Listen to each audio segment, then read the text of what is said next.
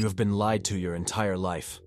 From the moment you sat in your first classroom, you were told that intelligence is a gift. You were told that your ability to analyze, to predict, and to understand the world would be the key to your happiness.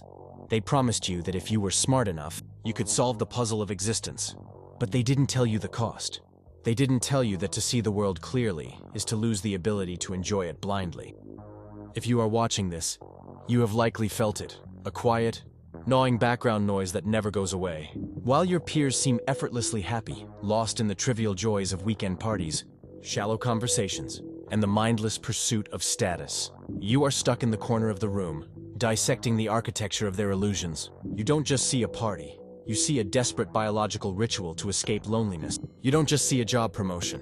You see a golden cage. You are not depressed. You are not broken. You are suffering from lucidity. This is the price of the gift you were promised. As the great pessimist Arthur Schopenhauer wrote, nature shows that with the growth of intelligence comes increased capacity for pain, and it is only with the highest degree of intelligence that suffering reaches its supreme point. Today, we are going to perform an autopsy on your unhappiness. We are going to look through the lens of Schopenhauer, Dostoevsky, and Soren to understand why your mind is your own worst executioner, and why, perhaps, your misery is the only proof of your sanity in an insane world.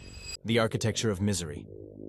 To understand why you struggle to be happy, we must first dismantle the modern definition of happiness. Look around you. What does society call happiness? It is a state of numbness. It is the ability to ignore the inevitable tragedies of life, sickness, aging, death, loss, and focus entirely on the dopamine hit of the next purchase, the next distraction. Happiness, for the masses, is a form of blindness.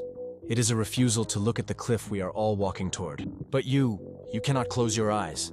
This is where Schopenhauer enters the room. He argued that the universe is driven by a blind, irrational force he called the will, der Wille. This will is a ceaseless striving, a hunger that can never be satisfied. In animals and less intelligent humans, this will is veiled. They eat, they sleep, they reproduce, they die. They live entirely in the now, protected by a thick layer of stupidity that shields but intelligence, specifically high intelligence, tears that veil apart. The intellect was designed by evolution merely to help us find food and mates. But in you, it has malfunctioned. It has become too strong. It has surpassed its biological utility and become a spotlight that reveals the machinery of the stage. Schopenhauer explains that the more intelligent you are, the more distinct your consciousness becomes. And the more distinct your consciousness, the more you feel the friction of the will. You feel the gap between what the world should be and what it is. This brings us to the first pillar of your curse, the paralysis of hyperconsciousness.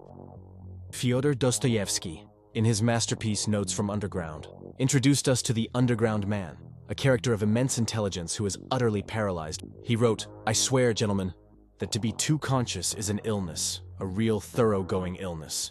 Why is it an illness? Because action requires illusion. To act, to build a business, to fall in love, to start a movement, you must believe that it matters.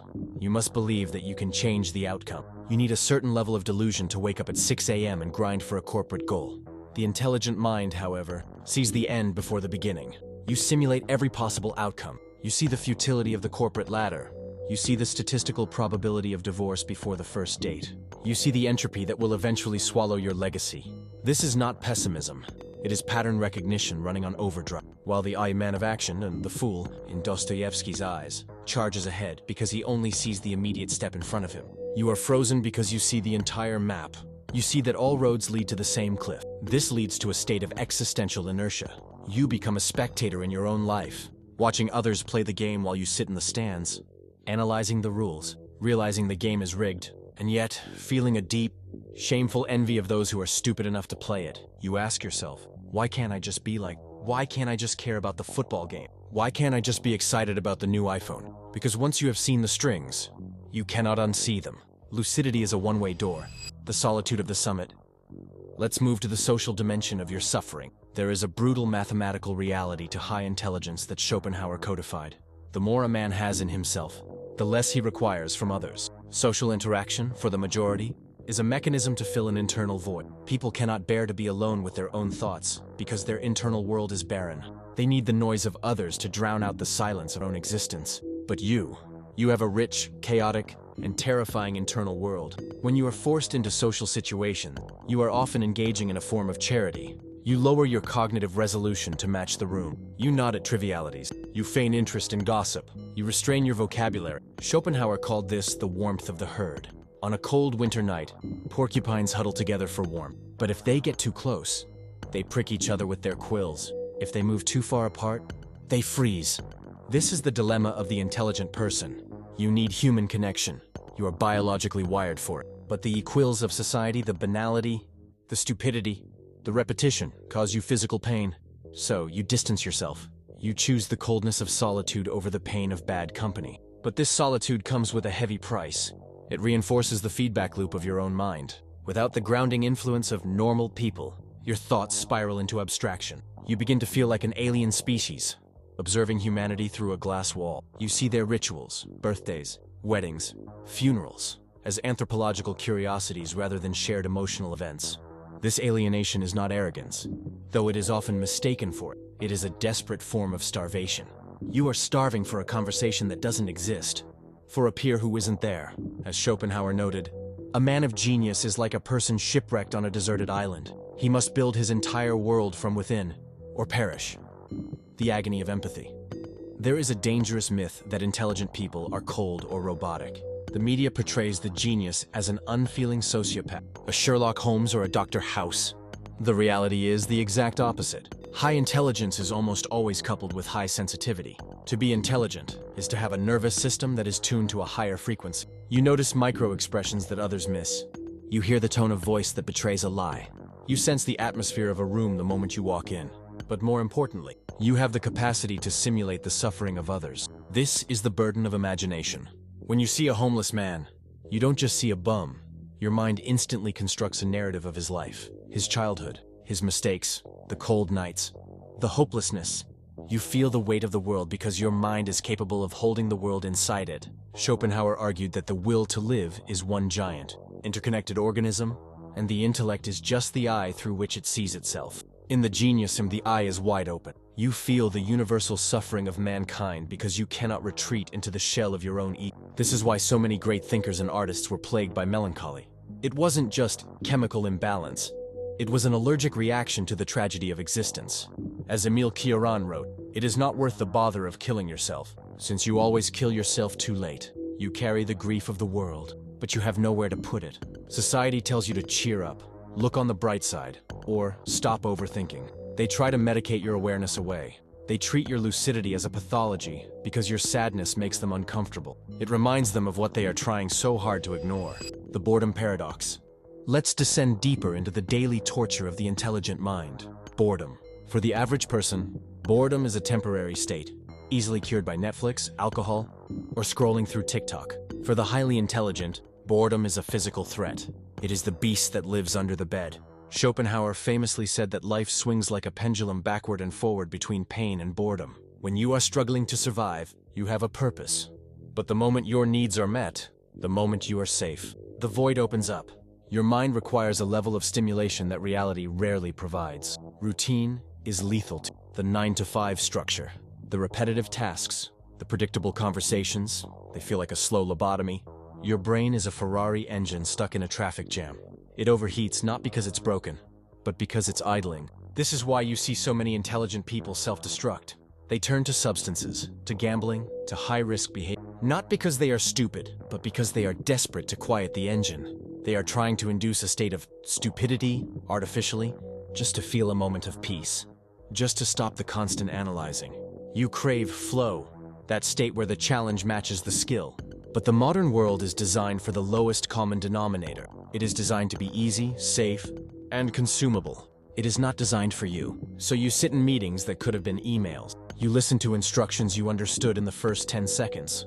And you feel your life force leaking out, drop by drop. The trap of potential. Perhaps the cruelest part of this curse is the concept of potential. From a young age, you were told you had so much potential. This sounds like a compliment, but it is actually a debt.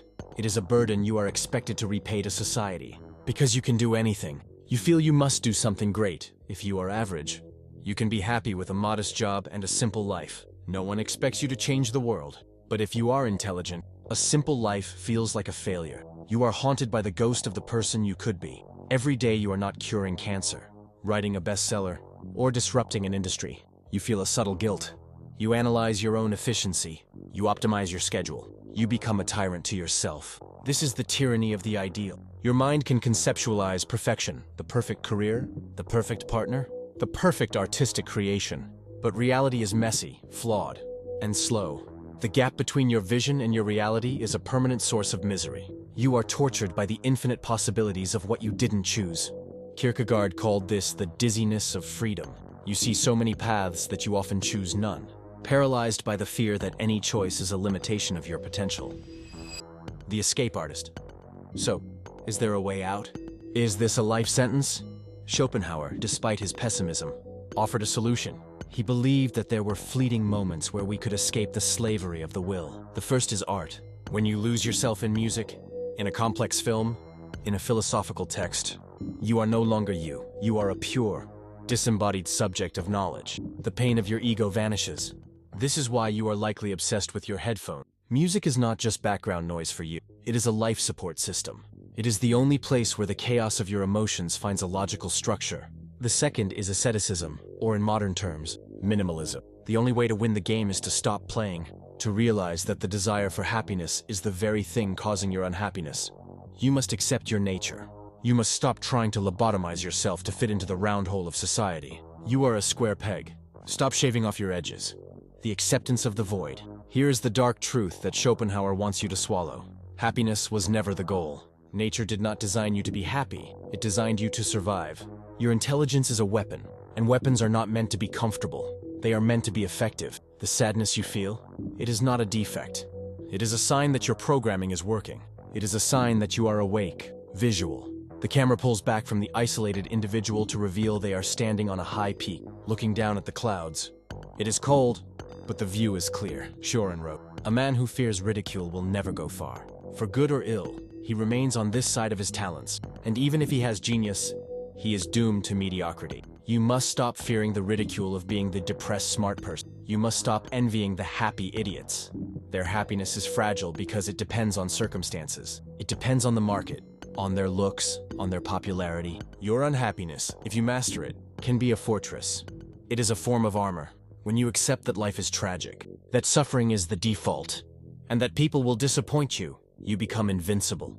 You can no longer be disappointed, only pleasantly surprised.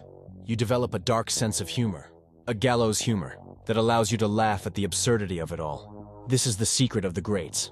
Nietzsche, Schopenhauer, Dostoevsky, they didn't find happiness. They found meaning. They took their lucidity, their pain, their alienation, and they transmuted it into something eternal. They didn't try to numb the wound. They used the blood as ink. The weaponized mind. You have two choices. Option A, you can spend the rest of your life trying to dumb yourself down. You can drink more, scroll more, and pretend to care about the weather, desperately trying to slip back into the matrix of the happy herd. It won't work. The truth will always itch at the back of your skull. Option B, you accept the curse. You accept that you are the designated observer of the tragedy. You accept that you will always be a little bit lonely, a little bit bored, and a little bit sad. But in exchange, you get truth. You get to see the world in high definition while others see it in static. You get to experience the sublime depths of art and philosophy that the masses will never touch. Your lucidity is a curse, yes, but it is also the only thing that makes you real. Do not pray for happiness. Pray for the strength to endure the truth. The world is a sinking ship. Most people are below deck, drinking and dancing, oblivious to the water rising. You are on the deck, watching the iceberg approach. It is terrifying, it is freezing, but at least you are not drowning in your sleep. Most people turned this video off 10 minutes ago. They went back to the comfort of a cat video or a prank comp. The fact that you are still here, listening to a dead German philosopher tell you that life is suffering, proves that you are part of the minority. You have the curse. If you want to learn how to wield it, how to turn this heavy burden of intelligence into a strategic weapon rather than a source of depression, then you know what to do. Subscribe. Join the silent few who are done with the lies.